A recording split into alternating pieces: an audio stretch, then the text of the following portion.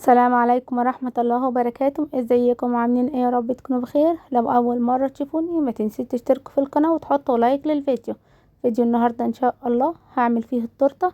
هعملها بطريقة سهلة وبسيطة جميلة جدا، مقاديرها سهلة وموجودة عندنا في البيت، احلى من اللي بنشتريها من بره، تكلفتها بسيطة جدا جدا. قبل ما نبدأ فيديو النهاردة هنصلي على الرسول عليه افضل الصلاة والسلام. مبدئيا كده انا هستخدم العجان او المضرب الكهربائي. عنده نص كيلو من دقيق الاسفنج اللي هو الشوكولاته، رخيص جدا، انا جبت النص كيلو ب17 جنيه.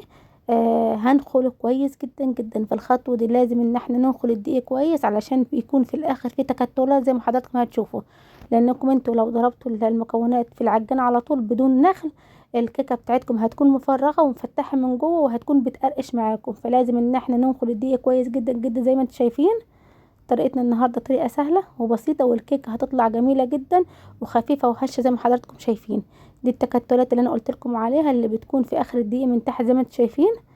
وبعدين عندي 5 وحدات من البيض، طلعتهم من التلاجة عادي جدا، ضفت عليهم 5 اكياس من الفانيليا. كل بيضه هتاخد معانا كيس فانيليا. وبعدين هضيفهم في العجان زي ما حضراتكم شايفين، وهضيف نص كوب من الميه، ميه عاديه خالص من الحنفيه. وبعدين هضربهم في العجان على سرعه رقم 2. ليه في الاول هنخليها سرعة رقم 2؟ علشان المكونات لو احنا علينا السرعة هتدهول العجان ومش هتتجانس كويس جدا. ففي الاول هنخليها على سرعة 2. بعد ما المكونات تتخلط كلها مع بعضيها هنعلي السرعة لحد ما نوصل للقوام المطلوب. قوام الكيكة بيكون كريمي جدا، والما شاء الله الكمية هتملى العجان معانا زي ما انتم شايفين.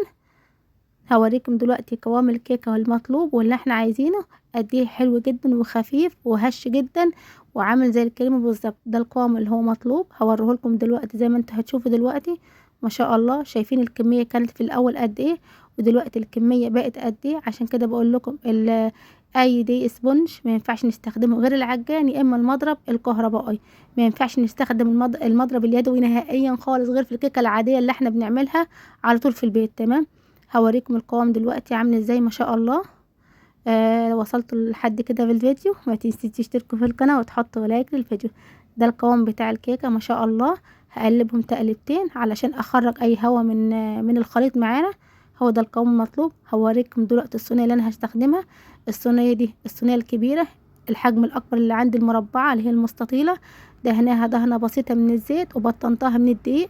انا ما استخدمتش ورق زبدة ولا اي حاجة خالص، انا يا دوب اللي استخدمته ان انا دهنتها شوية من الزيت وبطنتها من الدقيق زي ما انتم شايفين. وبعدين هنزل بالقوام اللي هو قوام الكيكه المطلوب زي ما انتم شايفين عامل ازاي. قوامه كريم جدا جدا وتقيل زي ما انتم شايفين. طبعا ليه انا حطاه في صينيه كبيره؟ علشان انا هقسم الكيكه على نصين. انما انتوا لو عايزين الكيكه تبقى عاليه جدا يبقى هنقل من الصينيه او هنحطها في صينيه مدوره. انا عملت لكم نفس القوام كانت في صينيه مدوره، كانت عاليه جدا جدا. انا ضفت خليط الكيكه كله في الصينيه. هوزع الخليط كويس جدا جدا، واهم حاجه ان احنا نسويه زي ما انتم شايفين. في الخطوه دي انا ولعت الفرن وسبته يسخن لمده 10 دقايق، وهحط الشبكه بتاعه الفرن على الرف الاوسط. انا هنا فردت خليط الكيكه كويس جدا جدا وخبطته خبطتين علشان اخرج اي هوا. بالنسبه لطريقه التسويه انا هدخلها الفرن وهسيبها على الرف الاوسط وهسيبها لحد ما تستوي. وده شكل الكيكه معانا بعد ما استوت وخرجتها من الفرن زي ما انتم شايفين وسبتها تبرد تماما. هوريكم دلوقتي الكيكه عامله ازاي من جوه، قد ايه هشه وطريه وما لزقتش في الصينيه خالص بدون ما استخدام اي ورق زبده زي ما انتم شايفين. ده شكل الكيكه معانا ما شاء الله، طريه جدا وهشه وارتفاعها عالي زي ما انتم شايفين. لو عايزين تقسموها نصين تمام، عايزين تعملوها بالحجم اللي انا عملته في اول الفيديو زي ما انتم شايفين.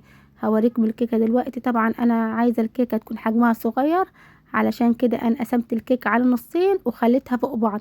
انما انتوا لو عايزينها تبقى بالطول يبقى هنقسمها على جزئين زي ما انتم شايفين. انا هنا حددت طبعا وهقسمها دلوقتي على نصين ما شاء الله. بالنسبة لطريقة التزيين ده يرجع لكم انتوا، اي حاجة موجودة عندكم هنزينها عادي جدا. انا عملت فيديو قبل كده عن طريقة التورتة وزينتها، اللي لسه مشافش الفيديو هتلاقوه في القناة. سلام عليكم.